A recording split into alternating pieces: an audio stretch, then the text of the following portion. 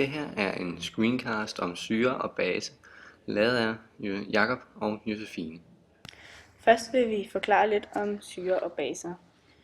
En syre skal have et pH under 7. Den har H3O plus ioner i sig og afgiver H plus ioner, hydroner. Og syre virker også ætsende på huden og andre steder. Base skal have en pH over 7. Den har OH plus ioner, OH minus ioner i sig. Den optager H plus ioner, hydroner og har vaskeegenskaber.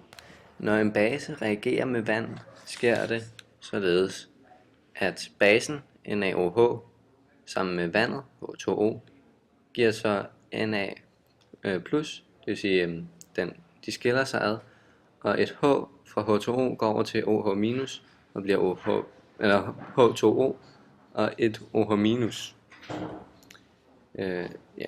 Så det vil sige, at basen optager H+ fra vandet og danner OH-. Basen deler sig i ioner. Derefter optager OH- det ene af H+'erne. Og når syre reagerer med vand, så igen, der i stedet for at optage, så afgiver syren en H+ til vandet, så bliver til H3O+ og syreresten. Så det vil sige, at syren har afgivet et H+ til vandet.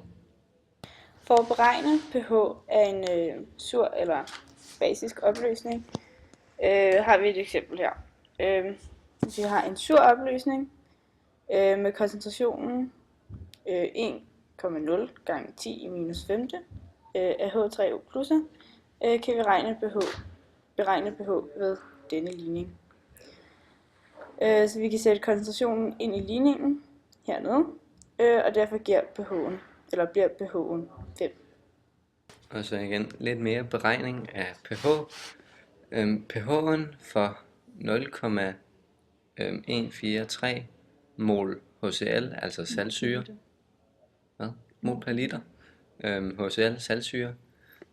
Da de reagerer i forholdet 1 til 1, kan vi sætte tallet ind i ligningen. pH er negativ log H3O+, så det vil sige, at H er lige med negativ log O,143 er lige med 0,8. Så det er pH'en for 0,143 mol per liter saltsyre.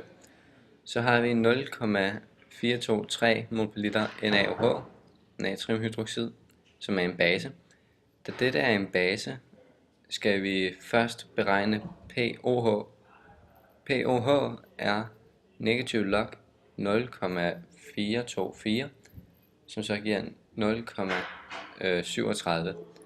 For at beregne pH'en skal vi trække 14 fra tallet. Altså 14 minus 0,37 er 13,6. Undskyld, jeg sagde noget forkert. Man trækker tallet, man havde fået fra 14, ikke 14 fra tallet. For at beregne koncentrationen af H3O+, skal vi bruge denne formel. Og i en opløsning med pH'en på 3,3 kan vi sætte det ind i ligningen.